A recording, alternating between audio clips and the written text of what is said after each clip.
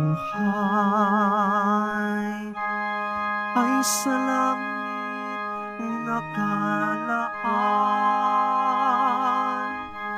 upang kay Kristo'y pumisan.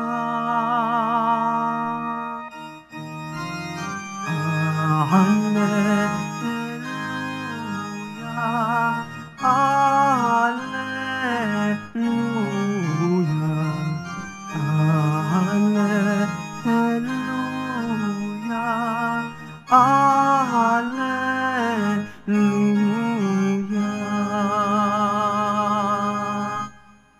Sumainyo ang Panginoon. At sumaiyo rin. Ang mabuting balita ng Panginoon ayon kay San Juan. Papuri sa iyo, Panginoon. Noong panahong iyon, sinabi ni Jesus sa kaniyang mga alagad, "Kung napupuot sa inyo ang sanlibutan, dapat ninyong malamang napuot na ito sa akin bago sa inyo. Kung kayo nga'y sa sanlibutan, iibigin kayo nito bilang kaniya. Ngunit yamang hindi kayo sa sanlibutan, kundi pinili ko kayo mula rito, ito'y napupuot sa inyo. Alalahanin ninyo ang sinabi ko sa inyo. Walang aliping higit kaysa kaniyang Panginoon. Kung ako'y inusig nila, uusigin din nila kayo. Kung ang tinupad nila ang aking salita, tutuparin din nila ang salita ninyo. Ngunit ang lahat ng ito'y gagawin nila sa inyo dahil sa akin, sapagkat hindi nila nakikilala ang nagsugo sa akin." Mga kapatid, ang mabuting balita ng Panginoon. Pinupuri ka namin, Panginoong Hesukristo. Magsiupo po ang lahat. Magandang umaga po sa lahat. Kung ating susumahin ang Ebanghelyo sa umagang ito, isa lang ang sigurado. Uusigin kayo dahil sa akin. Sa kaniyang mga alagad na sumunod hanggang Jerusalem at nakasaksi ng lahat ng kaniyang ginawa, silang lahat ay namangha. Namangha sa kapangyarihan at awtoridad ng taong kanilang sinusundan. Sila ay namangha dahil wala pang katulad ng taong ito sa buong Jerusalem na nakagawa ng maraming himala at nakapagtipon ng maraming tao upang makinig sa kaniya. Kaya nang si Jesus ay nagbibigay ng dapat nilang gawin, sila ngayon ay nakatuon lamang doon sa sistema ng ngayon. Kasama natin ang ating guro, huwag tayong mabahala. Hindi nga tayo magugutom kasi pwede siyang gumawa ng himala na magparami ng tinapay. Pero nang sinabi ni Jesus at inihahanda ang kanilang sarili sa maaari nilang patunguhan, ang mga salita ngayon sa Ebanghelyo ay pagpapakita na ang susunod sa kaniya ay makararanas din kung ano ang kaniyang naranasan. Walang aliping higit sa kaniyang Panginoon. Nangangahulugang kung ano ang dinanas ko bilang inyong guro, yun din ang inyong dapat maranasan. Ano bang naranasan ni Jesus? Pag-uusig. kapuotan. Siya'y inusig na puot sa kaniya ang sanlibutan. Ang sanlibutang hindi nakauunawa kung ano ang kaniyang bisyon.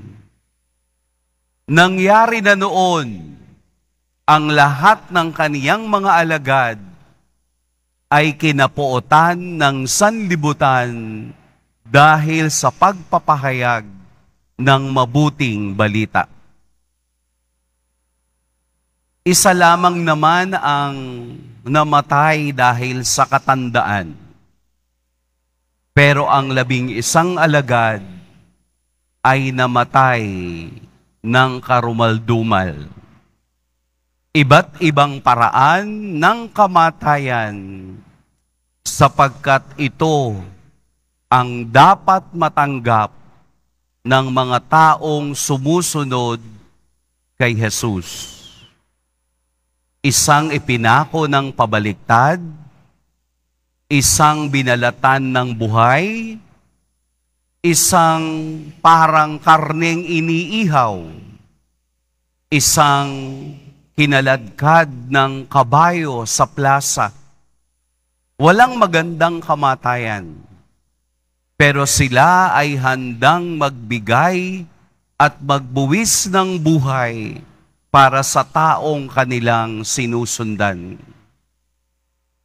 Nangyari na noon at ang pagkapuot ng sanlibutan ay patuloy pa ring nangyayari ngayon dahil lamang sa isang dahilan, ang sumunod sa Kaniya at manatili sa Kaniya hanggang kamatayan.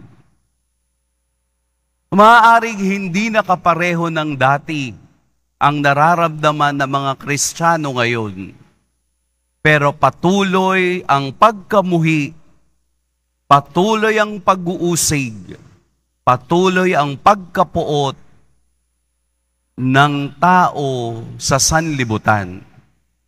Lalo na't kung ang ipinapahayag natin ay ang katotohanan at ang tunay na imahe ng Diyos sa ating buhay. This is the price of following Jesus. Huwag tayong masyadong maging komportable sa sarap ng buhay dahil magkaiba ang batayan ng mundo sa batayan ng Diyos. Kaya nga po sa panahon ngayon, the persecution o ang pag-uusig sa isang Kristiyano ay nasa ibang level. Maaaring hindi pisikal na pagpatay, pero nakamamatay ng pananampalataya. Ang pagpapahayag ng mabuting balita sa panahon ngayon ay napakahirap. Kahit na tayo ay may social media or any means of platforms, napakahirap pa rin dahil lahat ng sasabihin mo, lahat ng ipaliliwanag mo, lahat ng ibubunyag mo, ay hindi tinatanggap ng sanlibutan. We are being persecuted day after day. Kung hindi kayo aware, tingnan natin ang ating kapaligiran. Tingnan natin ang social media. Kung papaanong mas maraming masasama at masasakit na salita ang sinasabi tungkol sa Diyos, wala naman silang mabuting salita para sa iba. Iyon ang world conformity, na kapag hindi ka kasama sa nangyayari sa mundo, you will be hated. Kailangan kakampi ka ng mundo para ikaw ay magtagumpay. Pero hindi iyon ang ating kaduluhan, sapagkat ang katapusan ng ating mundo ay ang mapasama sa kaharian ng Diyos. Bakit ko ito nasasabi sa inyo? Napakasimple. Sa panahon ngayon, madaling maghanap ng mali kesa sa tama. Kung napanood nyo nga yung isa sa mga reels sa Facebook, merong ibang kapatid na hindi natin kasama magsisimba sa Quiapo, magre-record ng sinasabi ng pari, pagkatapos ipopost sa Facebook at sasabihin ang salita ng demonyo. Narinig ba niyang sinabi ko ang demonyo? Narinig ba nilang ang pari ay pumupuri sa demonyo? Narinig ba nila na sa buong kabuuan ng ating misa ay tinatawag natin ang demonyo? Sino ba ang takot sa krus? Sino ba ang takot sa banal na misa? Sino ba ang takot na pumasok sa loob ng simbahan? Hindi ba't mga demonyo? Tapos ibinabalik nila, inuusig ang mga taong nagsasalita ng tama. Inuusig ang mga taong nagpapakita kung ano ang katotohanang dapat nating isabuhay. Yun po ang batayan ng mundo sa ngayon. Kahit na ang isang salitang sasabihin mo, kapag hindi nila gusto, uusigin ka at sasabihan ka ng masama. Isang araw, may lumapit sa akin. Sabi niya, "Father, I really like your homily. Tungkol sa ganito, tungkol sa ganyan. Kaya ako nagsisimba araw-araw." After a week, lumapit na naman, "Father, I don't like your homily." Bakit po? Kasi ang homily mo tungkol sa huwag kang makikiapid. Dapat walang kabit. Sabi ko, bakit po? Doon ko nalaman, kasi siya mahilig mambabae. Ang taong hindi nakikialam ay hindi nasasaktan. Pero kapag ikaw ang natamaan, nasasaktan ka dahil ayaw mong marinig ang mga bagay na tama at tunay. Kaya ang gusto mo lang, pupurihin ka kahit na sa kabila ng iyong pamumuhay, namumuhay ka sa mali at sa kasalanan. Ito ang batayan ng mundo. Nasa mundo ka kung hindi mo nauunawaan ang salita ni Jesus at ang mga kahulugan ng kaniyang mga utos. Huwag kang mangungudiko. Huwag kang mag-cheat. Huwag mong sasabihin natanggap mo o na-reach mo ang pagiging cum laude. Pero sinungaling ka naman sa pamamaraang iyong ginagawa. Yun ang standard ng mundo. Hayaan mong magtagumpay ka, pero dinadaya mo ang sarili mo at ang Diyos.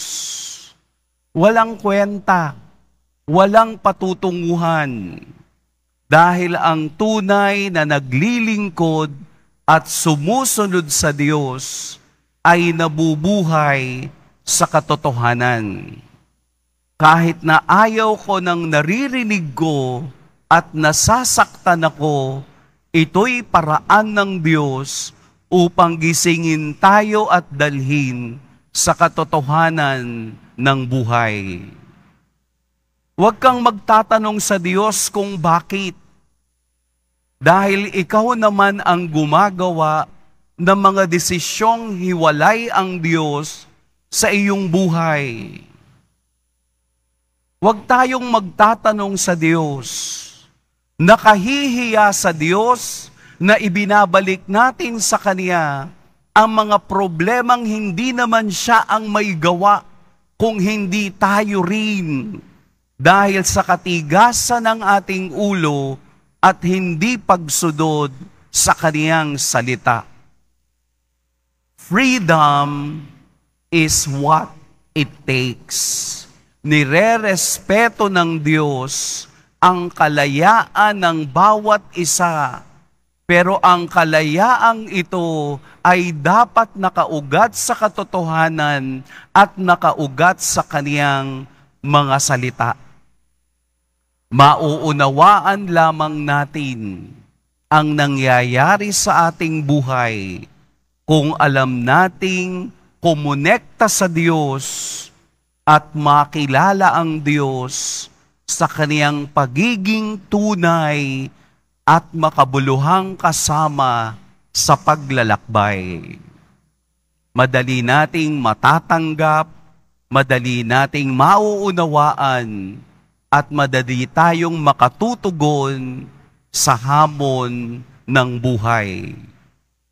Ang standard o batayan ng Diyos ay palaging batayan ng pag-ibig at batayan ng awa. Huwag nating hayaang tayo ay masukol ng kaganapan ng mundo para masabing tayo'y tao. Hindi po. Ang pagiging tao ay kasangkot sa buhay ni Kristo. Pagpalain tayo ng buong may kapal.